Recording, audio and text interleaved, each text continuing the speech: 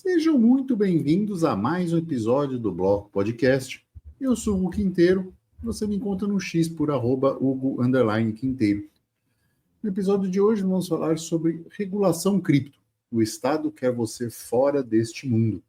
Já peço desculpas caso esteja ouvindo um barulho no fundo, é porque eu estou gravando com o ventilador, porque o verão aqui na Península Ibérica está horroroso. E comigo eu tenho o Felipe, o investidor descentralizado. Tudo bem, Felipe?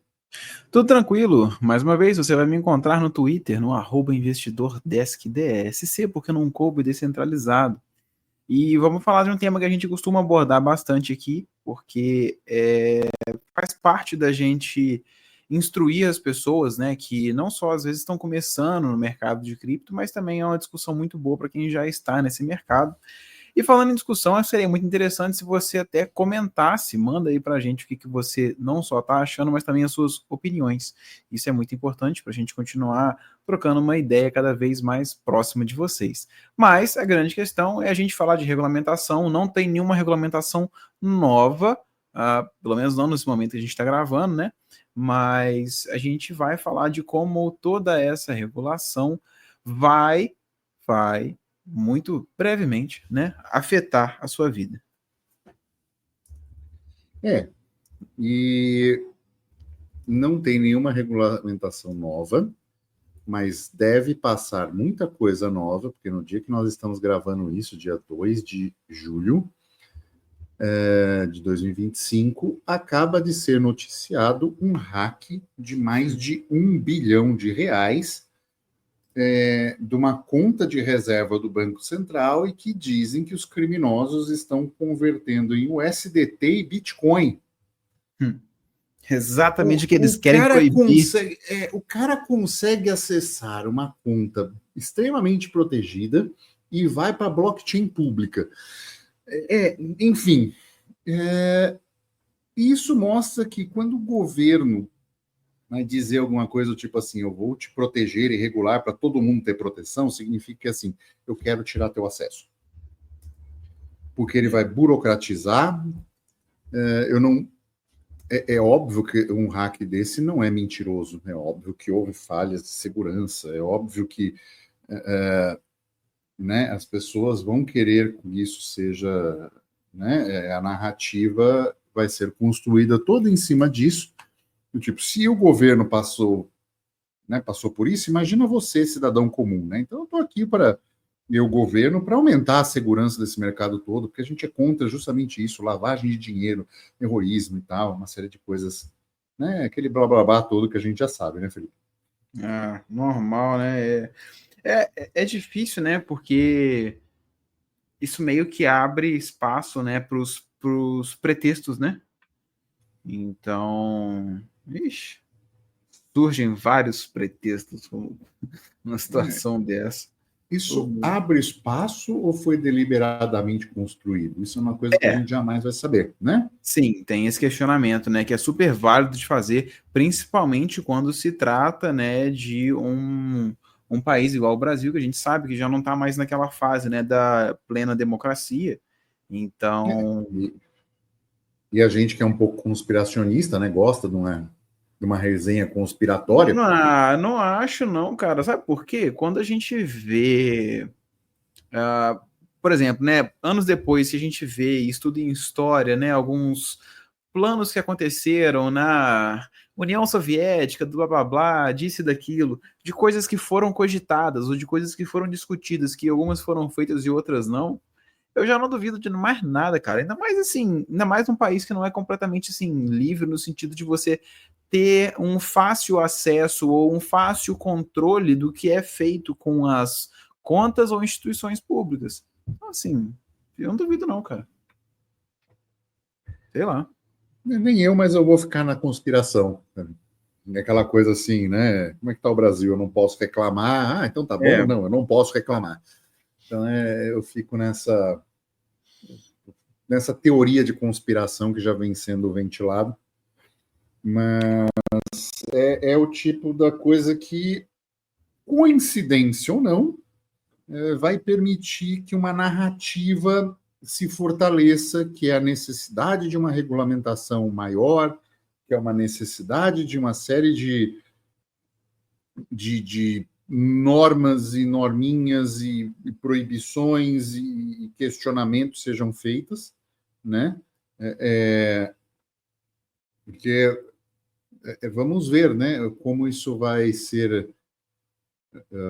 Supostamente são duas entidades que têm grandes controles, né? A blockchain pública e o STT de Bitcoin e um dinheiro saindo do Banco Central. Então, são duas coisas que, teoricamente, são dinheiros eletrônicos, todos com alto nível de controle. Então, vamos ver o quanto o governo vai fazer o follow the money, né? Não o curso do Urich, que é muito bom, mas o follow the money, o seguir o dinheiro, né? O rastro do dinheiro, para pegar criminosos. Vamos lá, né? A oportunidade aí de mostrar que é bom, né? Pegando pela ferramenta e não pelo crime. Exatamente. Enfim, é complicado, cara, mas vamos falar um pouco, né, dessa questão do regular, né? Se vai ter ou não desculpas, ou se vai ser feito certo, eu não sei. A grande questão, né, que acontece, né? O que é interessante a gente estar falando. A gente, né, num momento desse, né, no Brasil, a gente fala de regulamentação, né, com certa frequência, né? E foi o que o Hugo falou, né? Virão normas. Algumas menores, outras maiores, mas a gente já está vendo, né, uma sinalização. Se você for olhar, vamos expandir um pouco o raciocínio. Se você for olhar a nível mundial, você vislumbra alguns países que conseguem estar um pouco mais na mão de criptos e outros que estão na contramão. Então, tipo assim, você consegue ter países que começam a sinalizar adoção, talvez uso, mineração, N coisas. Você começa a ver isso e outros países, eles estão no contrário, eles estão na regulamentação, aquela regulamentação que limita, eles estão naquela proibição, eles estão na dificuldade de acesso. O Brasil, ele está na contramão. E o que você vislumbra em toda essa contramão que a gente fala, que é a regulamentação? Você vê, cada vez que passa, leis ou normas, ou, sei lá, aqueles, não sei o que lá, técnicos que a Receita Federal manda, N coisas que vão chegando para minar em pequenas partes o pouco desenvolvimento que esse mercado tem no país. Então, você tem uma lei que começa a dificultar a venda por parte das plataformas que vendem. Você vem com uma lei que aumenta o tributo na plataforma, na pessoa física que recebe. Você vem com um outro tributo ou uma necessidade de divulgação por parte da empresa que adota. Então, são pequenas coisas que são feitas não só para controle social, mas também para dificultar. São as pequenas coisas que estão na contramão que daqui a, eu não vou dizer 5, não, eu acho que daqui a uns 3 anos, se você for pegar e botar todas essas mesmas coisas, essas normas e essas leis que vieram na contramão para atrapalhar e botar elas numa cestinha, você vai ver o tanto de dificuldade que você vai ter para acessar, para montar um negócio que envolva, para adotar na sua empresa, para N coisas. Por quê? Porque a gente está nessa contramão. A gente está naquela regulação limitante que, de fato, vai, né, e quer segurar esse livre mercado de cripto, assim, eu diria, né? Bom, isso é uma coisa que pode ser facilmente combatida, né? A gente já falou em diversos outros episódios. A gente precisa que as pessoas adotem o uso de criptomoedas. Não é assim, comprei, então eu estou desinvestindo. Não. É usar todo dia. Você precisa usar para pagar o padeiro, para pagar a farmácia, para... mas a farmácia não aceita cripto. Eu sei, burro. Você tem que fazer o quê? Ir lá e conversar. Ir lá e conversar. E tentar achar pessoas que aceitem, conversar com outras pessoas, com os donos de comércios, achar brechas para conseguir fazer isso. Entendeu? É porque as pessoas elas sempre falam isso comigo, né? Sempre tem um idiota que manda isso no Twitter, né? Não, e até cartão de cripto, cara. Ou Entenda cartão o de seguinte, cripto, né? não precisa tentar impor ou tentar convencer o comerciante. Começa usando a partir de você. E o cartão faz isso. Ah, mas o cara não recebe em cripto. Ah, mas é do fiduciário. Dane-se. É um problema do lojista. Você está fazendo liquidação em cripto. Já é um grande passo. Né? Já é um dinheiro mais livre, em jurisdições mais livres, com compliance menos livres. Existe uma escala de compliance que as pessoas precisam aproveitar, sabe? Uma coisa é você fazer um cartão de crédito no Nubank no Brasil. Outra coisa é você pegar o link aqui da Redot Pay nos comentários e fazer um cartão com KYC lá de Hong Kong. São coisas completamente diferentes. Sabe? E elas precisam ser colocadas na sua devida proporção. É muito mais. Você está muito mais. Você tem muito mais compliance com um cartão da Nubank ou de um grande banco, do Itaú, do Bradesco, do que você tem com um cartão em cripto sediado em Hong Kong. São coisas distintas, sabe? Precisa parar com essa babaquice que, assim, KYC é nada ou tudo é ruim. Ou, se tem KYC, tanto faz o lugar do mundo. Não é tanto faz. Sabe, começa a ter um pouco de maturidade essa galera e acordar para as coisas da vida que você quitar um cartão de crédito com SDT, com uma sede em Hong Kong, com KYC de 2 documentos, é completamente diferente de você passar um cartão num valor e ser bloqueado e o cara te ligar no telefone. São coisas, sabe, de outra dimensão entre uma e outra em termos de liberdade.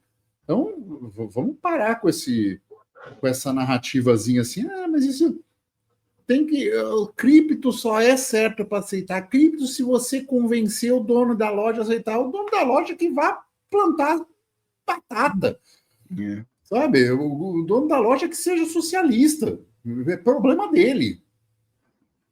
Agora, entenda que existem diferenças e escalas de diferença, como a gente fala, descentralização espectro, compliance e KYC e uso de cripto é um espectro. Comecem a utilizar a questão de espectro da mesma forma, porque vocês vão ter soluções mais livres. Eu não vou ficar esperando a minha rede de supermercado que eu vou fazer compra. Se fazer cripto, eu vou lá com meu cartão de cripto e compro, e ponto final. Tá pago em cripto. Ah, mas ele recebeu outra coisa. Ele recebe do jeito que ele quiser, nos quintos dos infernos. Que vá pagar imposto dele socialista lá. Não quero saber. A grande é um problema questão dele. Saiu de você, é um problema do outro. Né? Você não precisa ficar lá convencendo o outro. Olha só, vamos ser libertáriozinho, vamos ser bonitinho, vamos odiar o Estado junto? Não, vai lá amar o Estado. Porra, do tamanho da tua empresa que você é, muito provavelmente você é amigo do rei, você tem que gostar mesmo desse mundo. Exatamente, assim, é até bom porque isso dá um nível de liberdade muito maior, né? A pessoa, ela pode optar por, tipo assim, eu quero pagar imposto, beleza, pague o seu, entendeu? Então, assim, ela não quer aceitar cripto e tal, beleza. Mas você consegue, né, desembolar usando, né, um cartão de cripto, porque o pessoal, né, a gente já passou várias estratégias, né, para os nossos alunos que você consegue fazer com um cartão cripto ali e tá vivendo uma vida praticamente zero imposto, né? Tipo assim, ou pagando o mínimo possível, né? A gente também já falou disso, né? Tipo assim, você pode contribuir o mínimo, como se você fosse salário mínimo, por exemplo, obter todos os benefícios do INSS, assim, digamos, alguns benefícios da CLT, e ainda assim ter o resto dos outros 9 mil que você ganha por fora. É totalmente viável. Então, assim, já foi É o falado. padrão, né? É o padrão do trabalhador.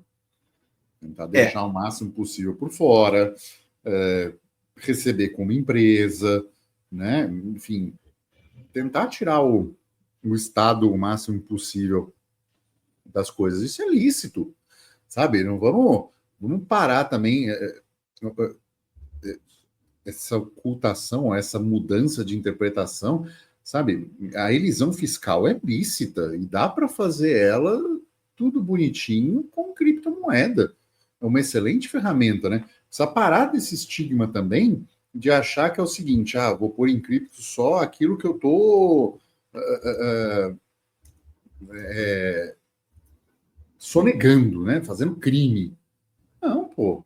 É uma excelente forma de você colocar parte do seu patrimônio que você está fazendo uma elisão fiscal, que você alocaria, por exemplo, num fundo imobiliário para não pagar imposto de renda, se bem que agora que vai pagar, né, no Brasil, algo assim, ou um investimento que você não pagaria imposto de renda, você colocar, sabe, um dinheiro, como a gente já falou, do SDT como reserva de emergência, para evitar essa oscilação horrorosa que é o Brasil, tanto para cima quanto para baixo, para você ter uma régua que varia um pouco menos.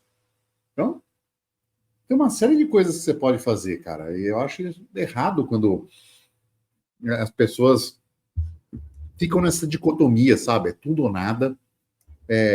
Faz o comerciante aceitar cripto, ou então não adianta usar. Sabe? Soluções intermediárias não funcionam. Pô, funciona pra caramba, sabe? Já são passos. Eu fico, né? Porque, assim, o Estado não chegou nesse nível de compliance, nesse nível de regulação para querer tirar as pessoas, ele não chegou de uma hora para outra. A IN 188 era de 2018. Né? Até antes disso, você nem precisava declarar.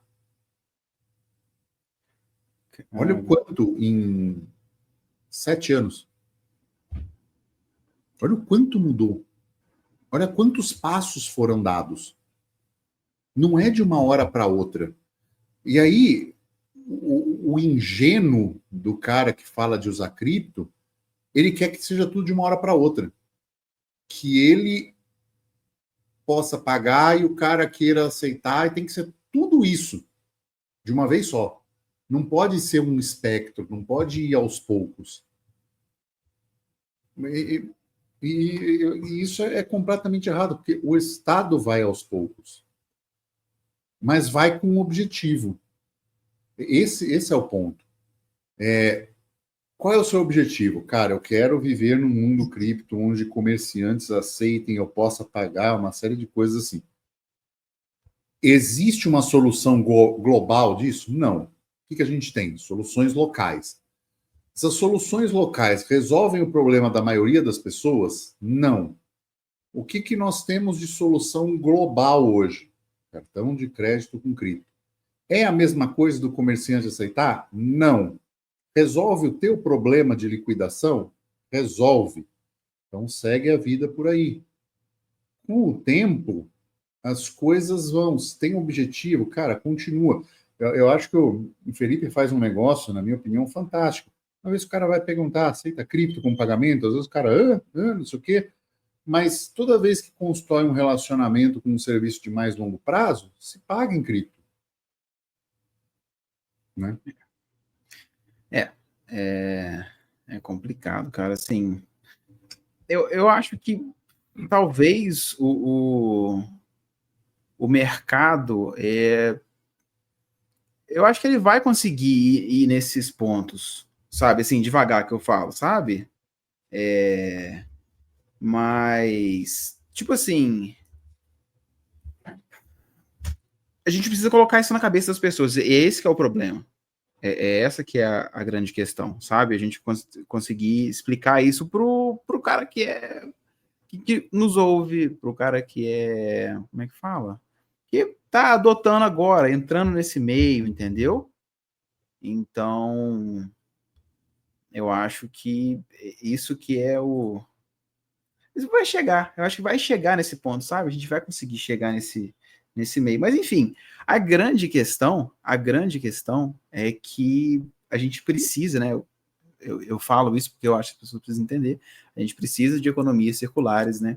com cripto. Se você faz isso só da sua parte, né, ou se é feito das duas partes, né, no caso, que seja o comerciante aceitando e você mandando, tipo assim, leitura de QR Code, top, né? Agora, se não também, pô, faz do seu lado, né? É super viável, eu diria.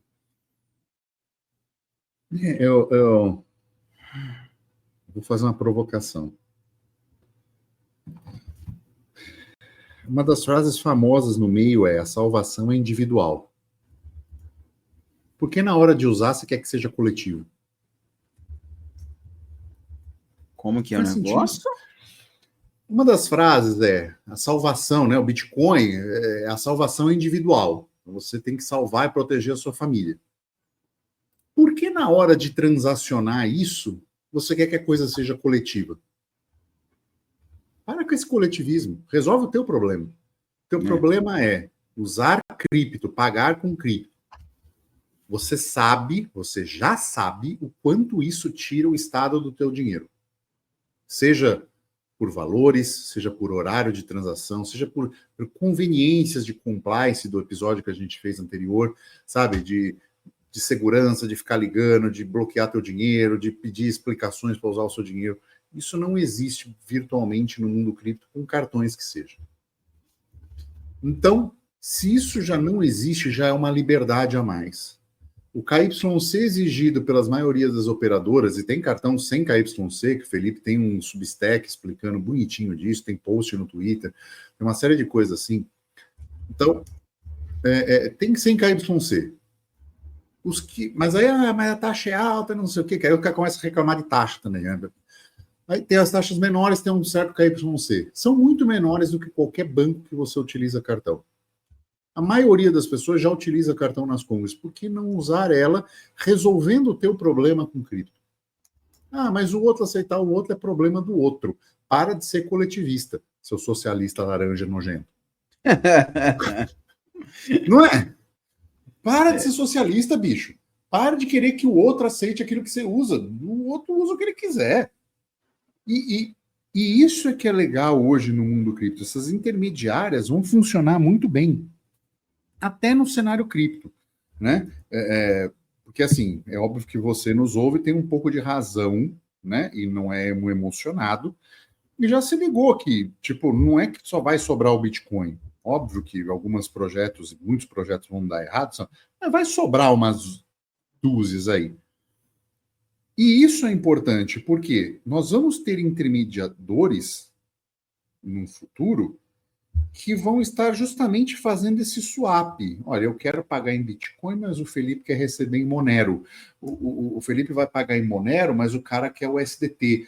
Esses swaps vão ter empresas fazendo. E tudo isso vai ser intermediário por cartões de crédito, né? Que vão fazer esse swap, ou numa forma de cartão de crédito, ou carteiras de criptomoedas que vão fazer isso. Esse swap automático de eu pagar em A e fulano receber em B. Porque é assim que a coisa vai funcionar. Não é todo mundo aceitando uma única moeda, porque, como a gente já falou até em episódios anteriores, cria um enorme vetor de ataque. Então, essas regulamentações fica alvo para regulamentar. Né? Fica fácil do governo ir chegar, se apropriar, botar regras. Agora, se você tem diversos tipos de empresa prestando e colocando diversos tipos de moedas e diversos tipos de regulação, né,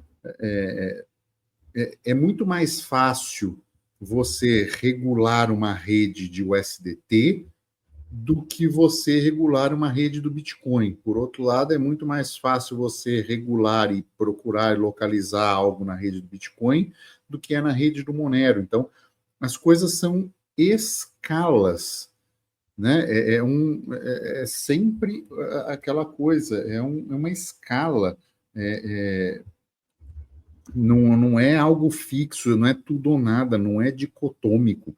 As pessoas precisam parar com isso e entender de uma vez por todas que, assim, as regulações de Estado estão indo no sentido de tirar o indivíduo comum do Estado, das criptomoedas, tirar acesso, regular, limitar, taxar, colocar empecilhos. Por outro lado, você ainda tem soluções que são mais descentralizadas, estão mais num espectro de descentralização, e que colocam as pessoas em si até mesmo como opções, né? Hoje em dia já consegue fazer isso, né? Você já tem maquininhas de cartão que você pode receber na criptomoeda que você quer. Então, o próprio lojista pode, ou em parceiro com um P2P ou algo assim, ter um recebimento da pessoa pagar em Pix e ele receber na moeda, na criptomoeda que ele quiser. Então, muitas vezes, o próprio comerciante aceita e a pessoa não sabe. Não, mas é a decisão dele, né? Essa decisão ela não precisa ser coletiva, não precisa ser da mesma criptomoeda, não precisa ser necessariamente na mesma hora da transação acontecendo, né? Não mesmo. Tipo, vamos lá, você é um comerciante, você vai querer receber Bitcoin num dia que está uma queda de 10%? Ou você prefere receber em USDT nesse dia? Exatamente. Agora, no dia que o Bitcoin está subindo 10%, você vai preferir receber em USDT ou em Bitcoin? Então, essa decisão de momento, eu acho ela errada, sabe? Eu acho que a pessoa tem que ter, o cliente tem que, né, o consumidor daquele serviço, que vai para uma empresa, para um comerciante, ele tem que escolher qual moeda ele vai pagar dentro do pool de criptos, né? Eu não vou pagar em Bitcoin no dia que o Bitcoin está caindo absurdamente. Eu vou preferir usar o STT. Eu tenho isso na carteira. Ao contrário do comerciante que quer fazer outra coisa. Então, eu quero receber real hoje aqui, mas o Bitcoin está caindo. Então é melhor eu comprar Bitcoin hoje, vou fazer umas compras de Bitcoin. Ou não, ou vou usar o SDT e vou ver para onde vai esse preço. Então, essa arbitragem, né? Lembra que eu falei que a gente tem que estar pronto para um mercado de multimoedas, né? De multicambial? É isso. É o dono da empresa está de olho no que ele vai estar recebendo dentro de um pool de opções de criptomoedas. Por outro lado, a pessoa resolver esse problema e pagar com a cripto que ela quiser, fazer a liquidação. E esse intermediário no meio, sim, é um terceiro de confiança útil ao mercado. A gente não vai se livrar de terceiro de confiança que a gente precisa no mercado, que a gente se livrou com algumas criptomoedas, é a necessidade do terceiro de confiança para a administração do dinheiro, para a emissão do dinheiro, para a governança do dinheiro. É isso. Se o Banco Central deixa de existir, cartão de crédito continua sendo útil. E as pessoas não estão se tocando disso. Elas acham que o sistema inteiro tem que ruir, entendeu? Acho que seguro acaba, acha que previdência acaba, tudo ruim, porque o dinheiro ruim está saindo, porque o dinheiro melhor vai corrigir isso. E não vai, não é isso. Os terceiros de confiança continuam sendo úteis, credibilidade no mercado continua sendo útil, né? Um intermediário de pagamento continua sendo útil, e afinal de contas tem que ser meio maluco para acreditar que o mundo vai viver uma ditadura monetária, né? Talvez a gente já está vivendo, o pessoal só não viu, né? Como assim? Uma ditadura monetária, ué? A gente está no padrão dólar. Então, eu tô falando dela. Mas eu estou falando do absolutismo, né? De um Bitcoin como o único dinheiro no mundo, isso ser voluntário ainda. Tá maluco. Não. Tô falando assim, a gente já vive na ditadura monetária do dólar, na verdade, né? Que, porra, imprime, é custo em cima de custo, né? E a dívida só aumentando e tudo mais, enfim, né? Mas eles têm esse colateral, né? Agora, esse colateral de dívida e tal. Não, tô falando. Eu pensei numa ditadura monetária no sentido assim, todo mundo usando Bitcoin direto. Porque a gente não está nisso, né? A gente tem o real, a gente tem outras moedas que são, de certa forma, tem no dólar uma referência, mas a gente não está falando de usar Bitcoin para tudo. E tem uma galera que acredita que isso vai acontecer. Que não é o caso.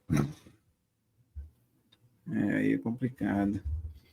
Mas, deixa eu ver. O que mais que a gente tem? Essa regulamentação tóxica, né?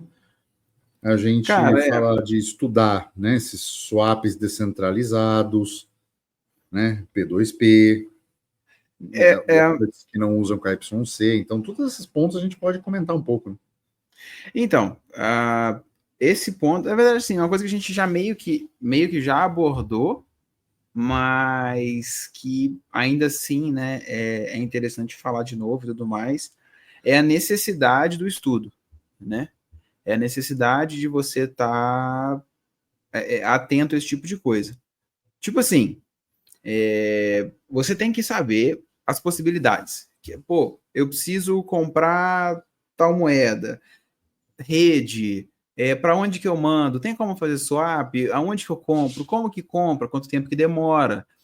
Todas essas coisas são importantes de você saber, principalmente você não saber uma só, né? Você não, eu sei que no mercado Bitcoin vende. Porra, não, para, sabe? Você acaba precisando, tendo que entrar um pouco mais nesse tipo de assunto, nesse tipo de conversa e ouvir mais, que seja assim, tô indo pro trabalho, liga o podcast, vai ouvindo, porque você vai pegando isso, sabe? Você acaba aprendendo isso de tabela, porque é uma coisa importante. Você tem que saber chegar em casa também, depois mexe numa carteira, baixa uma no celular, faz um envio para você mesmo do outro celular ali, entendeu? E vai desembolando, entendeu? Vai fazendo esse tipo de coisa, porque isso é necessário, entendeu? Isso é... Como é que a gente pode dizer? Essa preparação, ela é muito importante. Por que a gente fala que a preparação é muito importante? Porque a gente imagina que a regulamentação que virá no Brasil, por exemplo, ela vai ser limitante. Ela vai travar a possibilidade que as pessoas têm, né, de... talvez, assim, não vai limitar totalmente a sua capacidade de transacionar, porque ninguém quer que chegue nesse ponto, nenhum governo quer que chegue nesse ponto, senão eles perdem controle do povo. Mas muito provavelmente você vai ter aqueles problemas igual a gente teve, por exemplo, na Nigéria, né, que é hoje um dos grandes adotantes do uso de Bitcoin, uso mesmo, não é só o buy and hold, no sentido de que eles tinham uma moeda fiduciária que é muito ruim, ninguém conhece no mundo, porque altamente inflacionada, e as pessoas elas usavam meios alternativos de transacionar, até mesmo escambo, porque ninguém queria usar a moeda do governo, e aí eles começaram a usar Bitcoin, é uma solução, tem, ideias muito legais e adoção muito maneira para esse tipo de coisa. Eles estão usando isso. Então, tipo assim, isso, né, essa utilidade, etc., ela acaba forçando essa adoção e as pessoas precisam saber utilizar isso. Por quê? Lá no caso da Nigéria, quando eles começaram, o que foi que eles fizeram? Eu acho que foi a CBDC deles. Eles pegaram e falaram, gente, estamos lançando a CBDC, a partir de mês que vem tá valendo. Aí, do nada, o governo foi e muda o calendário. Gente, não é mês que vem não, é amanhã. Aí deu aquela correria toda, todo mundo correndo pro banco, querendo sacar dinheiro, o banco não tem dinheiro para todo mundo, é óbvio, todo mundo sabe, né? Reserva fracionária. E aí o pessoal queria o quê? Ir para Bitcoin. Só que o preço do Bitcoin para quem estava pagando com a moeda da Nigéria, era o dobro do preço de mercado normal. Por causa da demanda que estava alta. Exatamente, a gente fez episódio disso.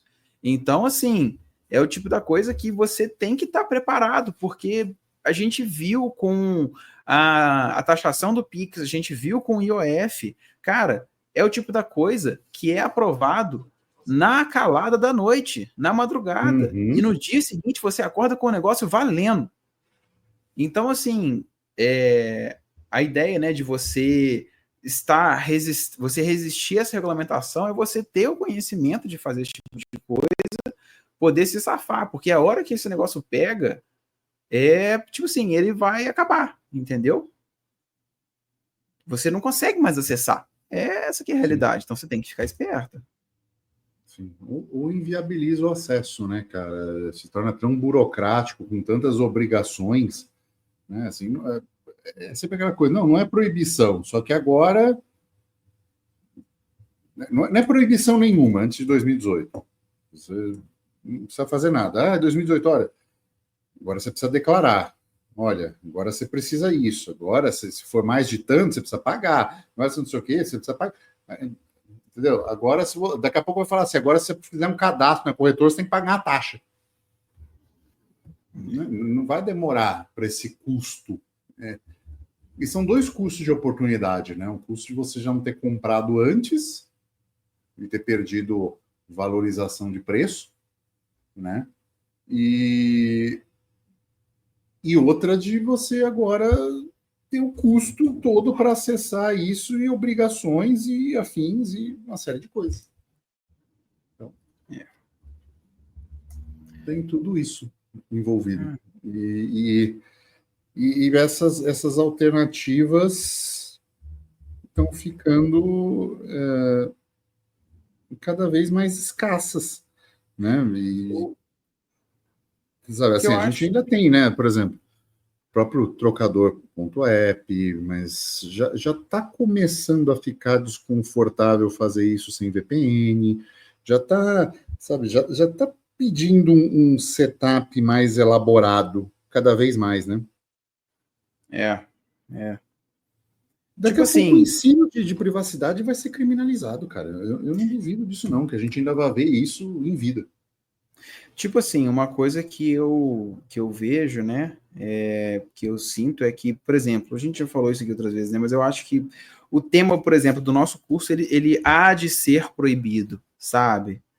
Certamente. Você fazer esse tipo de coisa, eles vão acabar proibindo, porque, tipo, cara, você dar muita... É você facilitar muito, né, para a pessoa conseguir ser soberana, né? E não é a intenção, a regulamentação, no caso do Brasil, pelo menos, ou em alguns lugares aí da Europa, a regulamentação ela não vem para te libertar, entendeu? Não, nem para burocratizar. Estava pesquisando os próprios países aqui crypto-friendly. Se você for abrir algo relacionado a cripto, cara, são assim 300 mil euros de capital social na empresa que você tem que ter depositado. Você tem que ter escritório no país e um gerente presencial lá. Coisa não é. Isso os friendly, sabe? Então, assim, os próprios friendly já têm uma exigência que demanda um certo número de capital e tira o poder da estrutura enxuta. Estrutura, por exemplo, que tem uma Tether da vida, sabe? Não que hoje ela não atenderia esse mínimo, não é isso, mas eu estou falando assim, uma empresa que surge com uma ideia de estrutura mínima já é impedida. Né? Porque a gente podia fazer a stablecoin do Felipe, né? Uhum. O SDF.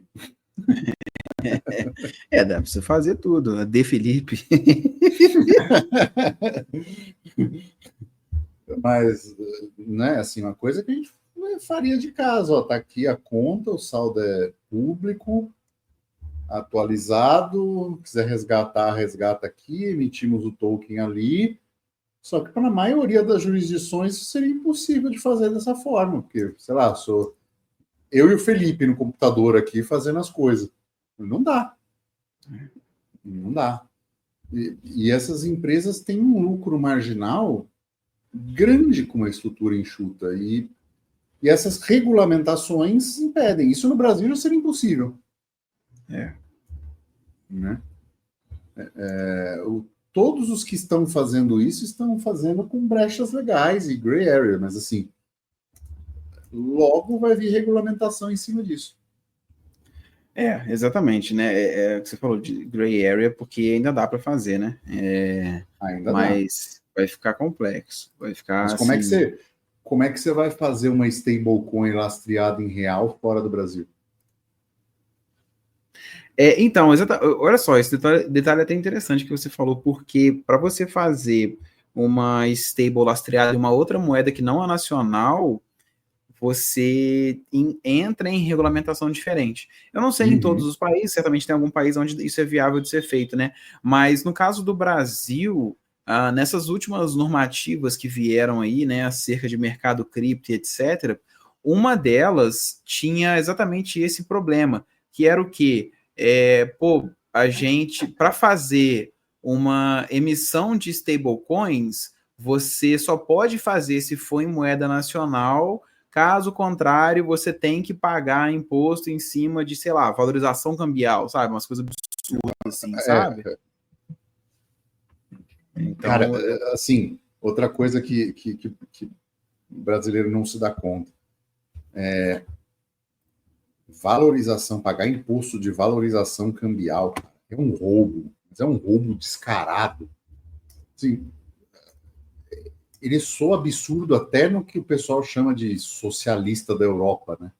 Assim, isso aqui não, é inconcebível você falar isso para alguém aqui. Falar, olha, então, lá se você tem ganho de capital por diferença de câmbio, o cara fala, como assim? Mas isso não é a moeda que desvalorizou. Pois é. Então, assim, não faz sentido cobrar esse tipo de coisa, e no Brasil isso é meio que padrão já, né? Então, essas regulamentações vão vir e vão acabar com a brincadeira de muita gente, ou principalmente matar ideias, né? Esse é o problema, matar boas ideias e boas soluções. Certo? Certíssimo. Estamos chegando ao final de mais um episódio. Lembre-se, chegou até aqui, deixe seu like, deixe seu joinha. Lembre-se de enviar esse episódio para aquele seu amigo que é a favor, que gosta de uma regulamentação. Tá bom? E é isso. Ficamos por aqui e tchau.